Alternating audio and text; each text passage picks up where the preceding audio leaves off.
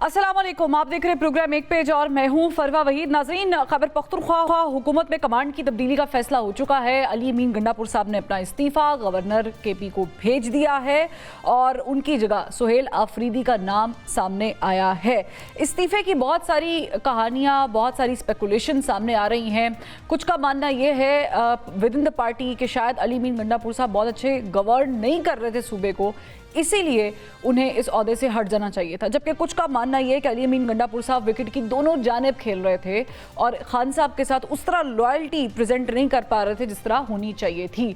लेकिन एक स्पेकुलेशन ये भी है कि चूँकि पाकिस्तान तहरीके इंसाफ पे औरतों की हुक्मरानी बहुत ज़्यादा होती जा रही है, इसलिए चंद फैसले अलीमा खान साहिबा और बुशरा बीबी की इमा पर किए जाते हैं। उनमें से एक फैसला ये भी है।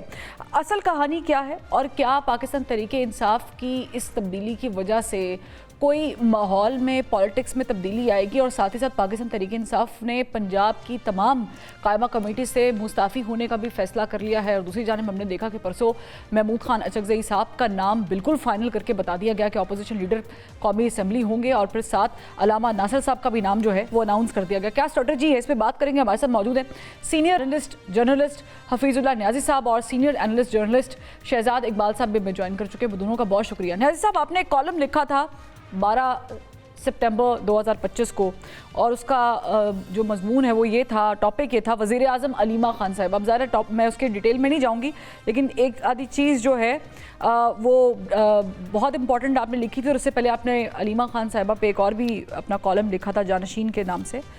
आपने ये प्रेडिक्शन पहले कर दी थी कि अलीमा खान साहिबा ने बहुत सारी कोशिशें कर ली हैं पार्टी पे छा जाने की और वो कामयाब भी होती दिखाई दे रही हैं।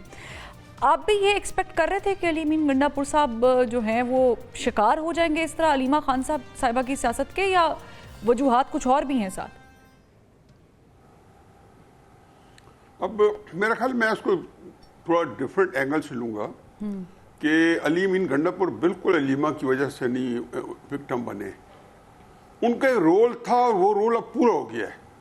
मैं 3-4 महीने से इंतजार कर रहा था कि खान साहब इनको कब जो इस ओहदे से हटाते हैं। और ये मैटर था कि उनकी मुलाकात कैसे होती है। आपको पता है मुलाकात हुई है उनकी कितने अरसे बाद हुई है और कहते मेरी मुलाकात नहीं हो रही थी जा रही, फिर एकदम पता चला वो जा रहे हैं और इमरान खान साहब से उनकी मुलाकात हो गई। उसके बाद वहीं पे फैसला हो गया था द डाइवर्स कास्ट।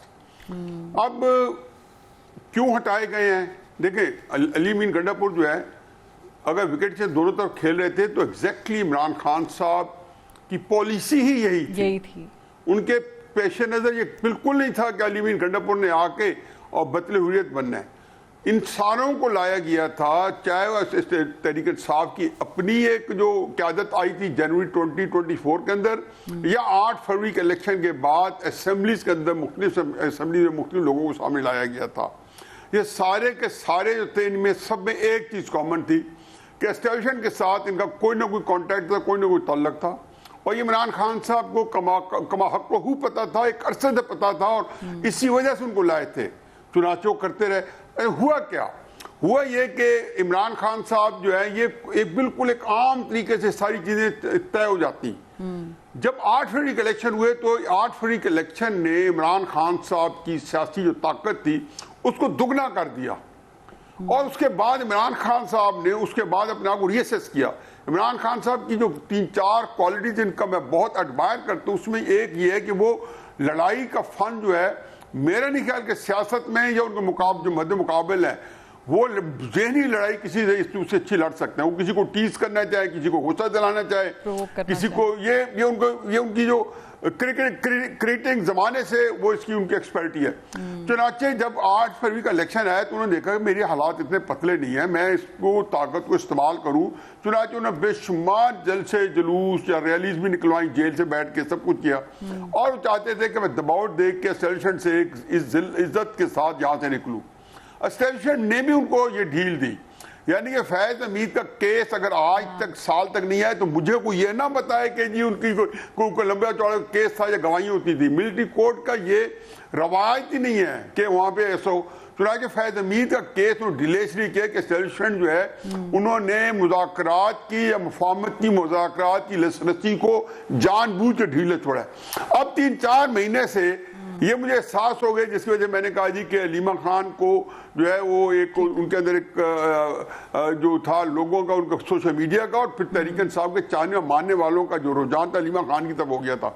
मैंने फरवरी 2018 में कॉलम लिखा था और मैंने कहा था जानशी नवाज मरीम नवाज, अभी मरीम नवाज MNA थी, MP थी ना, उनके पास पार्टी होता था। तो चुनाचे ये कुछ चीजें कोई रॉकेट साइंस नहीं थी, वर्कर्स की चाहत थी।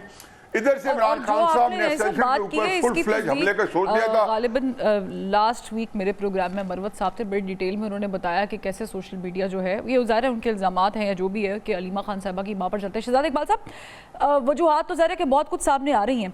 90 दिन का मुझे याद है गालिबन 14 जुलाई थी जब अली मीन गंडापुर साहब ने 90 दिन का टाइम दिया था।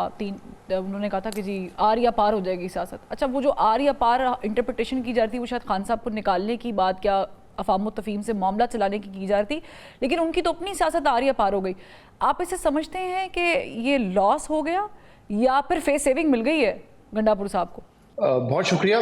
जब आप बात कर रही हैं कि लॉस हुआ है तो गंडापुर साहब का लॉस हुआ है या पाकिस्तान तहरीक इंसाफ के लॉस की बात कर रही हैं आप? मैं एक्चुअली ओवरऑल पार्टी जो लॉस में चल रही है उसके मजीद लॉस की बात कर रही हूँ, क्योंकि अभी एक फैसला इलेक्शन कमीशन ने भी दिया है, वो भी एक धचका लगा हुआ है। देखिए, मुझे लगता है कि पाकिस्तान तहरीक इंसाफ के जो बानी इमरान खान, उनकी तरफ से एक कोशिश है अपनी जो पॉलिसी है उसको तब्दील करने की। जैसे भी हफीजुल्लाह साहब फरमा रहे थे, जब अली बिन गंडापुर को लगाया गया था तो ये बड़ा वाज़ेह था कि गवर्नेंस या डेवलपमेंट तो उनका विजन नहीं है। वो चाहते हैं कि अली बिन गंडापुर मज़ामत भी करें और क्योंकि उनके एस्टैब्लिशमेंट से ताल्लुकात अच्छे हैं तो कहीं ना कहीं एक ट्रैक भी खुला रहे जब हमें एस्टैब्लिशमेंट से बात करनी हो और कोई रास्ता निकालना हो। और अब मेरे ख्याल से 1.5 साल के बाद, क्योंकि इमरान खान की रिहाई का तो इम्कान नजर नहीं आ रहा और शायद इस वक्त जो हालात हैं उसमें कुछ वक्त और वो अंदर ही रहेंगे, कोई ऐसे इम्कान तो नहीं नजर आ रहे उनकी रिहाई के, तो इसलिए शायद अब जो अफादियत थी अली बिन गंडापुर साहब की वो पूरी हो चुकी है। अब उन्होंने एक एग्रेसिव पोस्चरिंग की कोशिश की है। एक जगह वो बात कर रहे हैं कि सोहेल आफरीदी को हम चीफ मिनिस्टर बनाएंगे, फिर अचकजई साहब को लीडर ऑफ द ऑपोजिशन बना रहे हैं, अल्लामा नासिर साहब को ऑपोजिशन लीडर बना रहे हैं, ताकि एक एग्रेसिव पोस्चरिंग तो है। लेकिन क्या इसके नताइज उनके हक में निकल आएंगे इसके बाद, जिसमें सबसे इंपॉर्टेंट बात यह कि क्या उनकी रिहाई हो सकेगी? मुझे उसके इम्कानात अभी कम नजर आते हैं, क्योंकि देखिए बाहर बैठ के चाहे चीफ मिनिस्टर हो या इस वक्त उनके असेंबली में मेंबरान हो, वो ज्यादा कुछ कर नहीं सकते, उनके पास ऑप्शन बड़े महदूद हैं। उन्होंने पहले एहतजाज किया सड़कों पर, लेकिन शहजाद इकबाल साहब, अगर खान साहब का विजन यही था कि गंडापुर साहब को हमने एस्टैब्लिशमेंट के साथ बातचीत, जैसे न्याजी साहब ने भी फरमाया, आपने भी फरमाया कि वो ज़ाहिर है के राब्ते में रहेंगे, कोई राह हमवार होगी, और हमने देखा 24 नवंबर तक तो पार्टी के खुद के लोग कहते हैं, गंडापुर साहब भी कहते हैं कि बातें हो रही थी, लेकिन फिर वो संगजानी वाले इशू के बाद चीज़ें ख़राब हो गई। तो ये जो चीज़ें ख़राब हुई हैं और जो सोहेल आफरीदी साहब को लगाया जा रहा है, क्या 2 मिनट के लिए हम कंपेयर कर लेते हैं, सोहेल आफरीदी साहब वो काम कर जाएंगे जो अली मीन गंडापुर साहब नहीं कर पाए इतने अरसे में? जो रिहाई वाला मामला है, जहां तक इमरान खान की रिहाई वाला मामला है, मुझे नहीं लगता कि उसमें कोई ज्यादा पेशरफ्त सोहेल आफरीदी साहब कर सकेंगे। जो एक दूसरा मामला है इस वक्त दहशतगर्दी की जंग के हवाले से, उसमें हमने देखा अली मीन गंडापुर साहब ने कुछ कोशिशें की कि कुछ कबायली मिलकर बातचीत का रास्ता निकालें, वो नाकाम हो गया।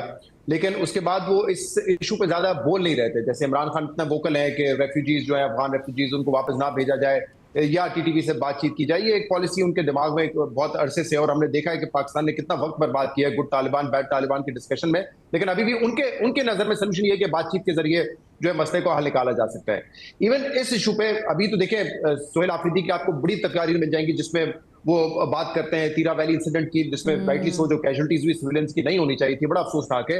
लेकिन जब वो सीएम की कुर्सी पर बैठेंगे, क्या वो जो लाइन है वफाकी हुकूमत की या फौज की, जिसमें उन्होंने कहा है कि हम तो किसी किस्म की नेगोशिएशन या बातचीत नहीं करेंगे और जो पाकिस्तान के खिलाफ उठेगा उसको हम मारेंगे, क्या इस पॉलिसी को तब्दील करवा सकेंगे? मुझे लगता है इसके इम्कान बहुत कम है। यानी कि अगर सोहेल आफरीदी इमरान खान साहब की लाइन टो करते हैं कि नहीं, एक ऑपरेशन नहीं होना चाहिए और हुकूमत अपनी पोजीशन पे कायम रहती है, तो मेरे ख्याल से जो फर्क खलीज हमें नजर आ रही है सूबाई हुकूमत और वफाकी हुकूमत के दरमियान, वो मजीद बढ़ जाएगी। और आज अता तारक साहब ने फरमाया कि उनका एक नेक्सस है सोहेल आफरीदी का दहशतगर्दों के साथ, उनकी सहूलतकारी के लिए आ रहे हैं। देखिए, मुझे इस पर बड़ा एतराज है। देखिए, पार्टी है पीटीआई, अगर वो अपना चीफ मिनिस्टर लगाना चाहती है, उस पर किसी और पार्टी को तो आके रुकावट बनने की जरूरत नहीं है। और उनकी प्रेस कॉन्फ्रेंस से तो जो तासुर जा रहा था कि वो शायद अली अमीन गंडापुर के दिफा में खड़े हुए। अब अभी तक तो अली अमीन गंडापुर साहब को वो कई ताने देते रहे, कई उन पर तनकीद करते रहे, और अब उनको अली अमीन गंडापुर अच्छे लग रहे हैं और वो कहें सोहेल आफरीदी नहीं आ सकते और हम नहीं आने देंगे, इस तरह की उन्होंने बात की है। मेरी समझ से बाहर है। देखिए, अगर सोहेल आफरीदी के ऊपर कोई चार्जशीट थी तो वो सीएम नामजद होने के बाद हो रही है। वो पहले भी एमपीए थे, वो स्पेशल असिस्टेंट थे, उनको अभी फुल वजीर बनाया गया है खैबर पख्तूनख्वा का। तो उस वक्त क्या किसी इदारे को या हुकूमत को एतराज क्यों नहीं हुआ? जब उनका नाम बतौर सीएम आता है तब क्यों एतराज है? तो मुझे ये चीजें कुछ समझ नहीं आ रही और मैं खुद इसको समझने की कोशिश करूंगा कि क्या मामला है, कि क्यों इतना ज्यादा अब अली अमीन गंडापुर की हक में एक बात हो रही है और सोहेल आफरीदी के खिलाफ बात हो रही है। एग्जैक्टली वो जैसे से दवा कर रहे हैं मामला और ख़राब होता जा रहा है, उलझता जा रहा है। लेकिन अभी इंटरेस्टिंगली खबर ये भी आ रही है कि गवर्नर केपी फैसल करीम कुंडी साहब भी फरमा रहे हैं कि उन तक इस्तीफ़ा पहुंचा ही नहीं है। और जबकि हम देख रहे हैं नई साहब 19 घंटे पहले इस्तीफ़ा दे दिया था और फिर उसके बाद वैसे बाय द वे गंडापुर साहब भी कहीं गायब हो गए हैं।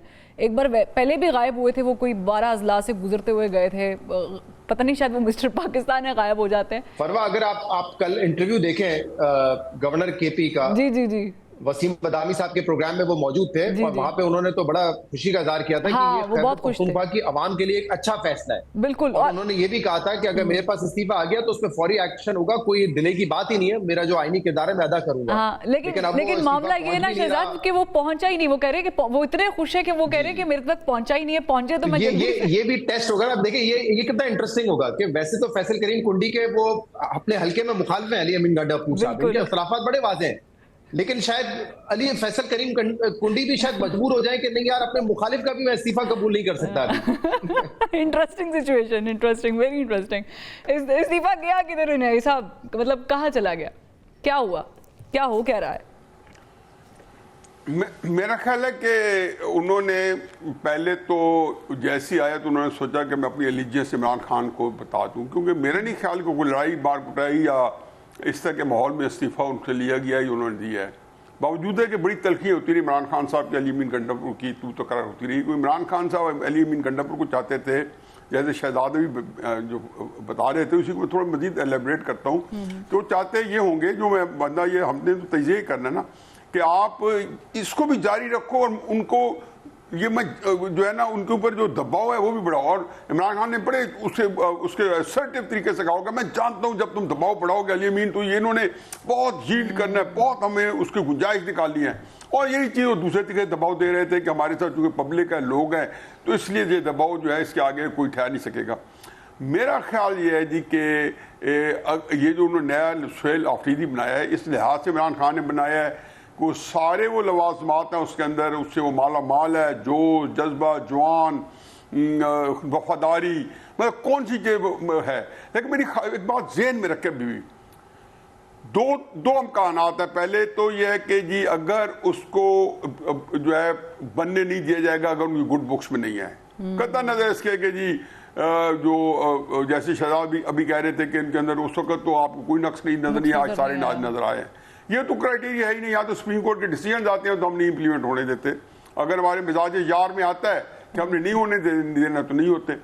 उसके बाद दूसरे ये कि अगर उन्होंने बनने दिया तो मैं अभी बता रहा हूं कि वो एक बिल्कुल एक अंडरस्टैंडिंग के साथ बनेगा, एस्टेब्लिशमेंट के साथ। वहाँ के जो हालात हैं, जो फाटा के लोग हैं, मैं अच्छी तरह जानता हूँ, सारी सातों एजेंसीज के लोगों के बारे में मुझे कॉम्प्रीहेंशन है कि वो ऐसे बतलहुरियत नहीं बनते। फिर आपको देखा असेंबली में देखा, अख्तर मैंगल साहब को देख लें, कब उन्होंने कंप्लाइंट नहीं किया, कौन से जगह पे इमरान खान को लाना है उन्होंने वोट दे दिया, इमरान खान को हटाना वोट दे दिया। मोहसिन दावर ने कब नहीं किया, अली वजीर ने कब नहीं किया। ये देखे ना, इसलिए ट्राई टू अंडरस्टैंड कि सारी इनकी इनके जो तहफुजात या इनके झगड़े या इनके गुस्से के बावजूद असेंबली में जब ये आते हैं या इनको जब बुलाया जाता है, गुंजाइश मिलती है, तो बड़े कम लोग हैं कि वहाँ पे आके बतली हुरियत बने, वो बिल्कुल कंप्लाइंट होते हैं। तो ये बंदा कंप्लाइंट होगा, अगर नहीं होगा ना तो 2 महीने बाद वो इस असेंबली में उसका खात्मा बिल खैर हो जाएगा और फिर इमरान खान साहब के लिए बड़ी मुसीबत होगी। मुझे डर है वो ये है, कोई गेम हो रही है, वो इमरान खान साहब ने उसको कॉम्प्रीहेंड कर लिया है। मैं जाती तौर पे सोच रहा हूँ कि और ये देख लें कि अगर हो सकता है कि अगर बात सच निकली मेरे ऊपर खामगा इल्ज़ाम लग जाएगा, फिर उसने ऐसी बात कर दिया। इमरान खान साहब को जिसको कहने थे कि स्टेप बाय स्टेप मरहला वार जो है आर्मी की कस्टडी में देना इन्होंने। पार्टी खबर का आ क्यों रही थी, देना मैं है? भी सुना था, आपने सुनी होगी, शहजाद ने भी सुनी होगी कि उन्होंने कहा होगा कि जी उसको किसी और जगह शिफ्ट करें, पहले महीने में किसी और जगह शिफ्ट करेंगे।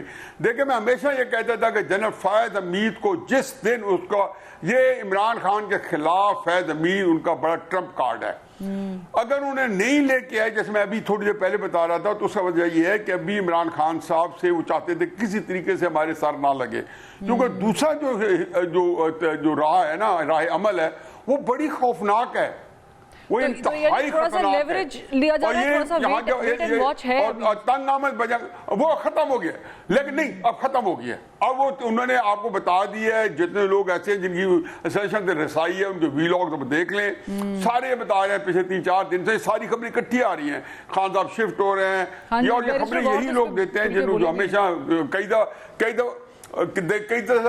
दफा जो है वो विड्रॉ कर देते हैं ऐसी खबरें, कई दफा वो चलने देते हैं, कई तरदीद आ जाती है, चाहे सदर जरदारी की जगह किसी को प्रेसिडेंट कहते हैं, एक और भी किसी को खबर कहते की हैं आई प्राइम मिनिस्टर है, रिजाइन कर रहे मुझे हैं। ब्रेक का कहा जा रहा है। तरदीद बैरिस्टर गौर साहब ने एक और भी खबर की है कि खबर ये आ रही थी, सहाफ़ी ने सवाल भी किया उनसे कि आपको भी हटाने का और शेख वगास अकरम को भी हटाने की बात सामने आ रही है, तो उन्होंने उसकी भी तरदीद फिलहाल तो तरदीद कर दी है। लेकिन एक ब्रेक लेते हैं, फिर वापस आते हैं और डिस्कशन को आगे मजीद बढ़ाएंगे। Welcome back. ब्रेक पे जाने से पहले नए साहब कह रहे थे कि गेम बड़ी खेली जा रही है और आहिस्ता आहिस्ता मरहलावार करके इमरान खान साहब को जो है वो दूसरी स्टेज पर पहुंचाने की कोशिश की जा रही है। ज़रा कि पार्टी की कुछ चीज़ें भी ऐसी सामने आ रही है कि शक व शुबहात जो है वो ज़्यादा बढ़ जाते हैं। शहजाद इकबाल साहब, आपने कल बताया कि अली मीन गंडापुर साहब को कहा भी जा रहा था कि ज़रा रुक जाएं, सब्र कर लें, वेट कर लें, पर सवाल ये है कि अली मीन गंडापुर साहब इतनी जल्दी में क्यों थे कि उन्होंने बाकी किसी काम पर जो खान साहब ने कहा है, यानी कि अगर दहशतगर्दी का मामला हो, ऑपरेशन से मुतालिक हो, बजट पास करने से मुतालिक खान साहब खुद कह चुके मेरे से मशवरा नहीं करते थे, बाकी किसी बात पर उन्होंने लब्बैक इतनी जल्दी नहीं कहा जितना इस्तीफे पे कह दिया। और साथ क्या हम इसे इस तरह लिंक कर सकते हैं जो इलेक्शन कमीशन ने जो फैसला किया पाकिस्तान तहरीक इंसाफ और सुन्नी इत्तेहाद काउंसिल के अरकान को आज़ाद करार दे के, कोई खिचड़ी पक रही है?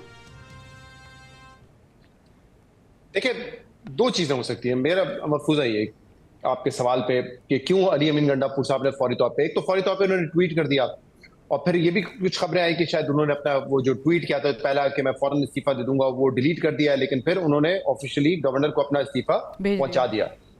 एक तो हो सकता है ये कि अली अमीन गंडापुर साहब नहीं चाहते हो कि उनका सियासी मुस्तकबिल परवेज खटक टाइप का हो, जिन्होंने पीटीआई पार्लियामेंटेरियन बनाई और बड़ी उम्मीदों से बनाई कि शायद जो है बड़ी कामयाबी होगी, लेकिन आपको पता है ना परवेज खटक साहब पे नजर आ रहे हैं, बल्कि उन्होंने तो जमाती तब्दील शायद कर ली, पता नहीं आखिर क्या स्टेटस है उनका, मतलब सियासी तौर पे जितनी वो मुतहरिक थे वो तो अब नहीं रहे। तो हो सकता है कि उनको ये लगा हो कि अगर मैंने इस वक्त नहीं इस्तीफा दिया या मैं टाल मटोल से काम लूं, ताखीर करूं, तो शायद मेरे लिए मसाइल और बढ़ जाएंगे।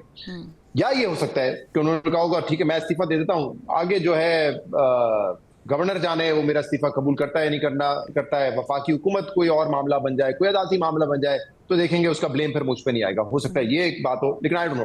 बट ये मैं आपको श्योरिटी से बता सकता हूँ क्योंकि 2-3 लोगों ने मुझे पीटीआई के ये बताई थी, और ये शाम की बात है जब वो मामला हुआ था कि अली अमीन गंडापुर को ये कहा जा रहा है आप इस्तीफा ना दें, हम रास्ते निकाल सकते हैं, कोर्ट है, कुछ और लोग हम मिला सकते हैं, क्योंकि तो जब सेनेट के इंतखाबात हुए थे तभी मैंने बताया था कि अली अमीन गंडापुर ये बता रहे हैं अपनी पार्टी को या इमरान खान तक कन्वे कर रहे हैं कि कोई 22 एमपी ऐसे हैं जिनकी वफादारी हमारे साथ नहीं है, तो सेनेट में बेहतर है कि हम सीट एडजस्टमेंट कर लें, अगर हम इलेक्शन में जाएंगे तो हो सकता है वो 22 लोग मुनर्रफ हो जाएं।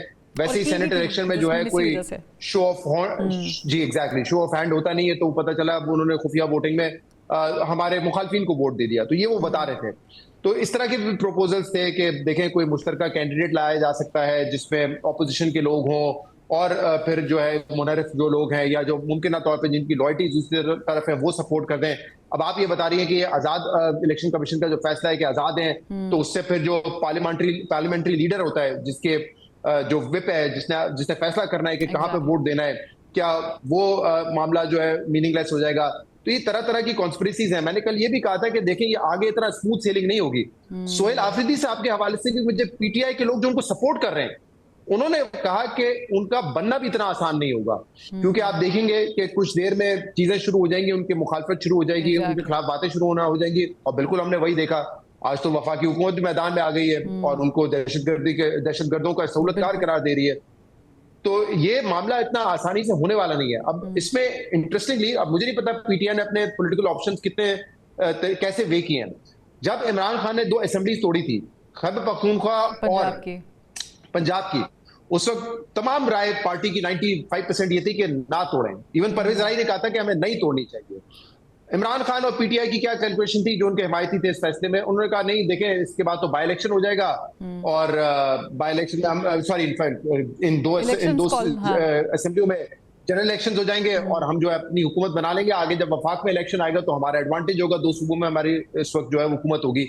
तो उस वक्त मेरा भी ये तजिया था कि उस वक्त भी बहुत सारी चीजें हमें नजर आ रही थी, ऑल्दो 9 मई नहीं हुआ था, लेकिन बहुत सारी चीजें आईन और कानून के मुताबिक नहीं चल रही थी। हाँ। तो ये एक बहुत बड़ा गैम्बल था जो उन्होंने किया कि ठीक है हम इस्तीफा देते हैं और इलेक्शन हो जाएंगे। आपको पता है ना वो इलेक्शन हुए, सुप्रीम कोर्ट के फैसले के बावजूद वो इलेक्शन नहीं हो सके, हुकूमत ने मना कर दिया हम नहीं करा रहे। तो अभी भी क्या इन्होंने अपने ऑप्शंस देखे हैं कि अगर नंबर्स तो इनके पूरे हैं लेकिन वफाकी हुकूमत इदारे कोई रुकावट डालने की कोशिश करते हैं तो फिर उनके पास प्लान बी क्या है। एग्जैक्टली और ये बड़ा इंपॉर्टेंट है क्योंकि पाकिस्तान तहरीक इंसाफ की जो सियासत इस वक्त चल रही है, जिस तरीके से जिस चलन से चल रही है, वो इतना डैमेज शायद मुखालिफिन नहीं पहुंचा रहे जितना पार्टी के अपने लोग जो हैं पहुंचा रहे हैं। नहीं साहब, चूँकि आप बहुत करीब से जानते भी हैं और आप इस बारे में लिखते भी रहते हैं, बात भी करते रहते हैं, और I totally agree with whatever Shahzad said, क्योंकि बड़ा इंपॉर्टेंट है। तो मुझे एक बात बताएं कि अली मीन गंडापुर साहब तो वैसे ही पसंद नहीं थे विफाक को, वो तो वैसे ही आए दिन फैसल करीम कुंडी साहब कहते थे इस्लामाबाद हाथ उठा लेगा तो ये गिर जाएंगे, जिस दिन हमारे नंबर पूरे हो जाएंगे चले जाएंगे, तो उन पे तो ऐसे इल्ज़ाम लगते थे कि इस्टेब्लिशमेंट के बंदे हैं। फिर ऐसा क्या है कि हुकूमत सुहेल आफरीदी के आने से भी खुश नहीं है? क्या कोई और तीसरी ऑप्शन चाह रही है हुकूमत ऐसी लगा ली जाए पीटीआई की तरफ से जो हमें भी कबूल हो और इन्हें भी कबूल हो जाए? वो कहते हैं ना जी, हैं कवाकिब कुछ नजर आते हैं कुछ। ये तय करना बड़ा मुश्किल है कि अली अमीन गंडापुर जो है हुकूमत उसके बारे में क्या सोचती है। देखा, पीपल्स पार्टी और मुस्लिम नून बहुत आजकल लड़ रहे हैं, मैं इसको सीरियसली नहीं लेता हूँ। इवन तालिबान और पाकिस्तान की लड़ाई, अफगानिस्तान पाकिस्तान की लड़ाई, मैं इसको सीरियसली नहीं लेता हूँ।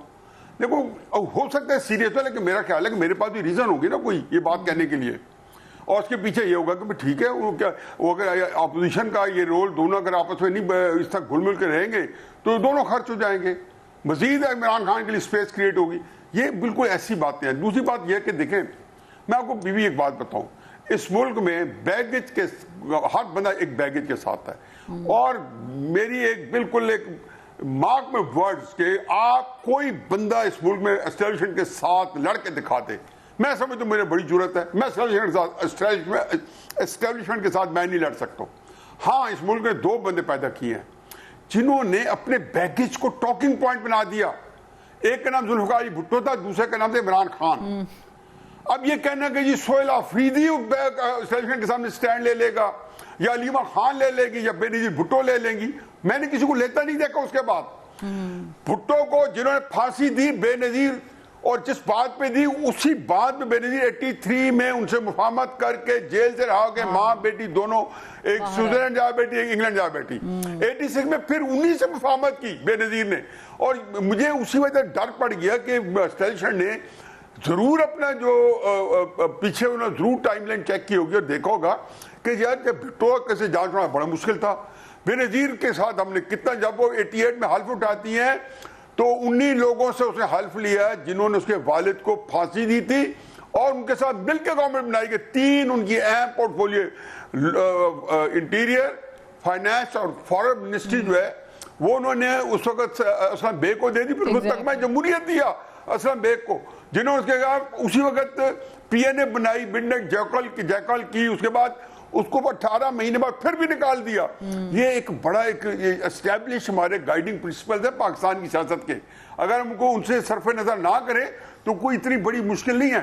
इसलिए कोई मुझे ये ना बताए कि फैसल अफरीदी क्या करेगा, मैं सुहेल अफरीदी एस्टेब्लिशमेंट के साथ कोई नहीं लड़ सकता, ये पीरियड। आप उनके साथ जहां अवॉइड कर सकते हैं, आप अवॉइड ये कर सकते हैं कि आप उस रास्ते पे ना जाए जिसमें खड़े हैं उसके साथ, तो चुनाचे लॉलेस के साथ नवाज शरीफ साहब ने ये एक सूरत हाल है कि जिसके अंदर नहीं। अच्छा, फिर यही बात तो देख ले, नवाज शरीफ साहब ने किया, उसमें एक और पॉजिटिव पहलू है। कि नवाज शरीफ जितना तज़हीक आमेज मुआहदा करके गए, लेकिन जब आए 24 नवंबर 2007 को वापस आए तो यकीनन उस दिन से लेके जनवरी 2022 तक, जब तक कि उन्होंने अपना पॉलिटिकल ब्लेंडर नहीं किया, नंबर 1 भी नवाज शरीफ थे, नंबर 2 भी नवाज शरीफ थे, नंबर 3 भी नवाज शरीफ थे। यही पैगाम मैंने इमरान खान को भिजवाया कि हजूर चले ये तो क्लियर हो गया कि अगर मीडिया उनको ये बता रहा है, एक आखिरी फिक्र सुन ले, सोशल मीडिया उनको ये बावर करा रहा है कि सोशल मीडिया अपने लिए अपने डॉलर उल्लू जो है ना वो सीधा कर रहा है। उनका एक उन्होंने नैरेटिव उचक लिया है। इमरान खान का सपोर्टर जो इमरान खान साहब आज भी इंटैक्ट है, वो सोशल मीडिया के थ्रू इमरान को कंट्रोल कर रहे हैं, इमरान वो सोशल मीडिया के थ्रू इमरान को मिल रहे हैं। इसलिए अलीमा खान का ये पहलू लोगों को खिला कि जी वो सोशल मीडिया कंट्रोल कर, इसका मतलब वो वर्कर्स जो उसके कंट्रोल में आ गए। तो सोशल इमरान खान साहब जो है वो एक ऐसे उसमें फंसे हुए हैं कि उनको ये बताया गया कि आपका ये स्टैंड आपको इज्जत दिला रहा नहीं, आपने जो इज्जत कमाई है आपका एक बंदा, मैं गारंटी करता हूं, पीछे नहीं हटेगा। किसी तरीके से आप अपनी जान बचा दें, क्योंकि जिस रास्ते पे चल पड़े हैं वो जुल्फिकार भुट्टो वाला रास्ता है, और उस वहां पे वो There is no turning back, जाहिर है कि एक दीवार है सामने उसका और ताकत का अपने जहन होता है, ताकत जो है वो इस तरह आप ठीक है। नहीं साहब, आखिरी कुछ मिनट चल रहे हैं, तो फिर पहले कुछ नहीं है। जी आखिरी कुछ मिनट चल रहे हैं, जो मैं चाहूंगी शहजाद इकबाल साहब, अगर ये ऐसे चलता रहा और नहीं साहब ने बड़ा ही इसको डिटेल में बता दिया है आपको भी और मुझे भी, देखने वालों को भी, ये सुबह हाथ में रहेगा पीटीआई के, या ये भी शायद प्यारा हो जाए? नहीं, देखिए रहना चाहिए, नंबर्स हैं उनके पास, रहना चाहिए। हम पहले ही देख चुके हैं कि एक लंबी डिबेट चलती रही, फॉर्म 45, फॉर्म 47, तो वो वफाकी हुकूमत आ गई, पंजाब में आ गई नून लीग की हुकूमत। अब यहाँ पे आपको पता है कि एक पार्टी की मेजॉरिटी है, और अगर आप इस मेजॉरिटी को जबरदस्ती खत्म करके उनकी हुकूमत हटा के कुछ गवर्नेंस सिस्टम लाना चाहते हैं, या कोई जो ऑपोजिशन जमाते हैं उनमें से किसी को लाना चाहते हैं, तो आप बेशक ले आएंगे, लेकिन क्या उससे अवाम की नुमाइंदगी होगी और क्या उससे हालात बेहतर हो जाएंगे? अगर हालात बेहतर होने होते तो आपने एक एक्सपेरिमेंट किया हुआ है बलूचिस्तान में, वहां पे तो आपकी मर्जी की हुकूमत है, तो क्या वहां पे आपने हालात बेहतर कर लिए? वहां पे दहशतगर्दी खत्म हो गई है, यहाँ पे तो चले आप कह रहे हैं ना कि अब एक एक्सेस है, क्राइम एक्सेस है, और वहां पे सहूलतकारी है एक सियासी जमात की, तो बलूचिस्तान में वो खत्म हो चुकी है। बलूचिस्तान में तो ऐसा कोई मामला नहीं, लेकिन अगर सोहेल तो आफरीदी साहब एस्टैब्लिशमेंट के साथ वो काम ही नहीं करेंगे, तो वो जैसे नाई साहब ने कहा, तो फिर तो मेरे ख्याल से कोई प्रॉब्लम ही नहीं होगी। बहुत शुक्रिया शहजाद इकबाल साहब, thank you so much for joining us. Hafizullah नाई साहब हमारे साथ मौजूद थे। हमने कोशिश की डिटेल में डिस्कस करने की कि पाकिस्तान तरीके इंसाफ की जो चेंज इन कमांड है, इसके बाद मसला क्या हल हो जाएगा या नहीं होगा। सीम्स लाइक कि अभी इश्क के इम्तिहान और भी हैं। एक ब्रेक लेते हैं, फिर वापस आएंगे और बात करेंगे गाजा की सूरत हाल पर। वेलकम बैक नाजरीन, हम देख रहे हैं कि 2 साल से इस वक्त फ़लस्तीनियों के साथ जो बर्बरियत जारी थी उस पर पेशरफ्त सामने आई है। उसके रुक जाने के लिए बहुत ज़रूरी था कि गुफ्तगू शनीद होती, और गुफ्तगू शनीद जो है वो इजराइल और गाज़ा के लोगों के दरमियान होना ज़रूरी थी। हमने देखा कि हमास और अमेरिका के जो मुज़ाकरात मिस्र में चल रहे थे उसमें बड़ी पेशरफ्त ये हुई है कि मुआहदे पर अमल दरामद करने के लिए हामी भर ली गई है, दस्तखत हो गए हैं। डोनाल्ड ट्रंप साहब कल जब अपने ऑफिस में मीडिया से गुफ्तगू करने के लिए बैठे थे तो उनके वजीर ने आके उनके कान में बताया कि मामला जो है वो बड़ी तेज़ी से आगे बढ़ रहे हैं, जिस पर उन्होंने मुबारकबाद भी पूरी दुनिया को भेजी। लेकिन हमास की कुछ रिजर्वेशंस थी जिस पर इस मुआहदे पर दस्तखत करने से पहले ही बता दिया गया था कि कुछ शराइत हैं जो हमास की तरफ से भी हैं, उन पर भी अमल दरामद होना चाहिए, और अमेरिका ने उसका खैर मकदम किया था। उसको मशरूत किया गया था उन 20 यरगमालियों के साथ कि उनकी रिहाई मुमकिन अगर हो जाएगी हमास की तरफ से, तो फिर हमास की जो मुजव्वज़ा शर्तें हैं उस पर भी अमल दरामद होगा। उसमें फौरी तौर पर गज़ा में जंग का खात्मा था, इजरायली फ़ौज का इनखला था, इंसानी इमदाद जो खुराक लोगों तक पहुंच नहीं रही वो पहुंचाना था फिलफौर, और मज़ीद इस पर क्या अपडेट्स आ सकती हैं और क्या हम समझें कि हम अमन के बड़े करीब हैं, इस पर बात करेंगे। हमारे साथ मौजूद है माहिर अमूर मशरिक़ वुस्ता मंसूर जाफ़र साहब। मंसूर साहब बहुत शुक्रिया वक्त निकालने के लिए। हम देख रहे हैं कि डोनाल्ड ट्रंप साहब ज़रा बहुत जल्दी में बहुत सारी चीज़ें कर रहे हैं। वो ये दावा करते हैं कि जब से वो आए हैं उन्होंने 7 जंगें रुकवाई हैं पूरी दुनिया में। बजाते खुद मुझे उन जंगों की तफसील में जाने की ज़रूरत नहीं है, हम सब जानते हैं कि कौन सी जंग रुकी है, किस जंग में अमेरिका ने जलती में तेल का काम किया है। बट गाज़ा बड़ा इम्पॉर्टेंट इशू था।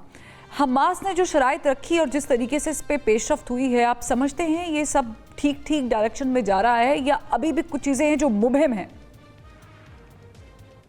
जी बहुत शुक्रिया जी। जहाँ तक तो हमास की शराइत का ताल्लुक है, यकीनन वो कुछ नई नहीं है। इन्हीं शराइत पर इससे पहले भी सीज़फायर होते रहे हैं। और अमेरिका और इसराइल जो है उन पर इत्तेफाक करता रहा है। सिर्फ फर्क ये था कि उसमें उस सीज फायर का कुछ जामन जो है वो नहीं बनता था, ये मुज़ाकरातकार या मसालतकार ये भी उसके जामन नहीं बनते थे, और इसी तरीके से अमेरिका भी आखिरी वक्त में जो है वो पहलू बचाया जाता था। अब इसमें जो उम्मीद का पहलू है वो यही है कि इस वक्त अमेरिका खुद इस पूरे पीस प्रोसेस का गारंटर बन के, बल्कि एग्जीक्यूशनर बन के जो वो सामने आया है। तो इस लिहाज से एक उम्मीद की जा सकती है कि ये माजी के जो सीज फायर हुए हैं या जो अमन माहदात करने की कोशिश की गई है उससे एक मुख्तलिफ होगा। लेकिन इसके साथ बहुत सारे इफ्स एंड बट्स भी साथ ही अटैच हैं। ख़ासतौर पे ये जो कैदियों की रिहाई का मामला है ये बहुत ही ज़्यादा कॉम्प्लेक्स और जिसे कहना चाहिए डेलिकेट नेचर का है, और इसके साथ साथ इसी तरीके से जो माजी की तारीख है इसराइल की इन माहिदों से बैकआउट करने की, वो भी अपनी जगह एक तशवीश का अंसर उसमें मौजूद है। और अब भी ख़तरा यही है कि जिस तरीके के उनके बयानात आ रहे हैं उनके वज़रा के कि हम अपने कैदी रिहा करने के बाद दोबारा से हमास को अटैक करेंगे, और इसी तरह खुद भी यानी बाज़ उनके वज़रा इस नौयत के बयानात दे रहे हैं कि हम अपना जो राइट रिजर्व रखते हैं हमास को किसी भी वक्त निशाना बनाने का। तो ये वो चीज़ें हैं कि जिसको देखकर थोड़ी सी एक तशवीश पैदा होती है।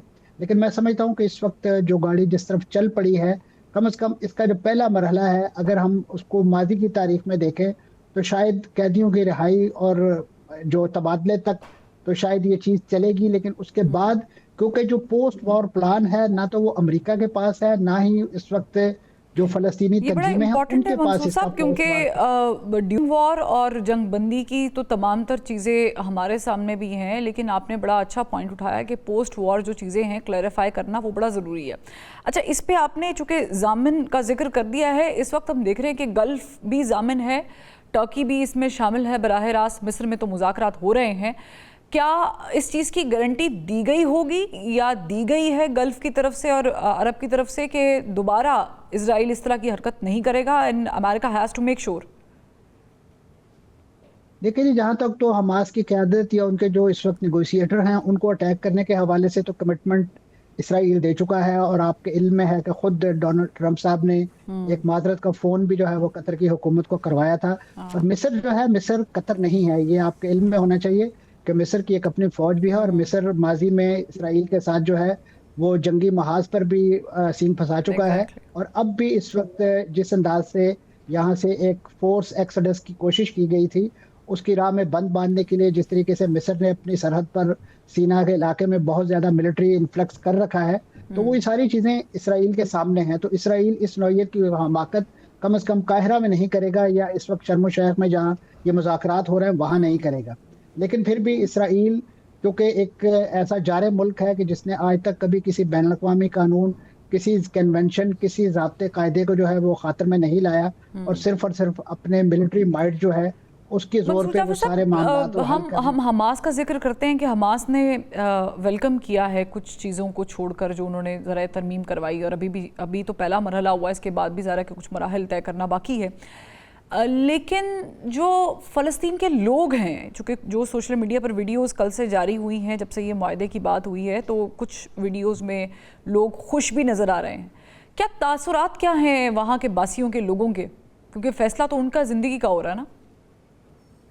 इसमें कोई शक नहीं जी, एक ऑल आउट जुबिलेशन है, और ख़ास तौर पे एक साई ऑफ रिलीफ का एहसास जो है कि उनके अंदर पाया जा रहा है। क्योंकि आप देखिए कि जिनकी रात का इख्तिताम जो है वो गोलों की घनगरज में और उनकी सुबह का आगाज इसी नौयत के शोर और शराबे में होता था, तो उनके लिए एक बहुत बड़ा ये साई ऑफ रिलीफ है।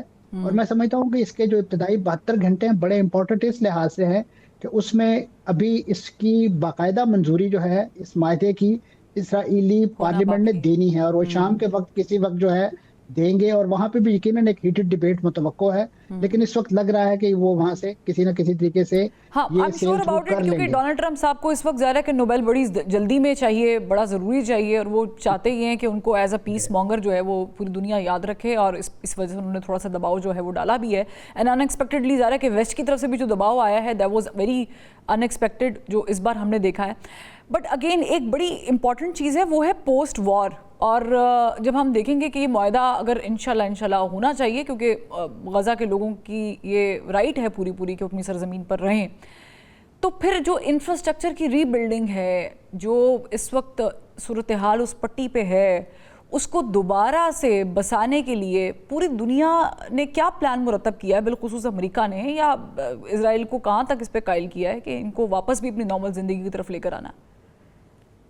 देखिए जी, जो पहले मरहले की सक्सेस है ना, ये बहुत बड़ा बैरोमीटर है अगले मराहल की सक्सेसफुल कंप्लीशन के लिए। अगर ये पहला मरहला खैर खैरियत से मुकम्मल हो गया और यहाँ कैदियों का तबादला और इस नौइयत की चीज़ें हो गई और वहाँ पे एक इंसानी इमदाद और इंसानी बहरान के खात्मे की राह हमवार हुई, तो मैं समझता हूँ जो पोस्ट वॉर सिनेरियो, उसके लिए हमास ने बहुत सारी कंसेशन जो हैं वो इस वक्त इसराइल को और अमेरिका को दी हैं।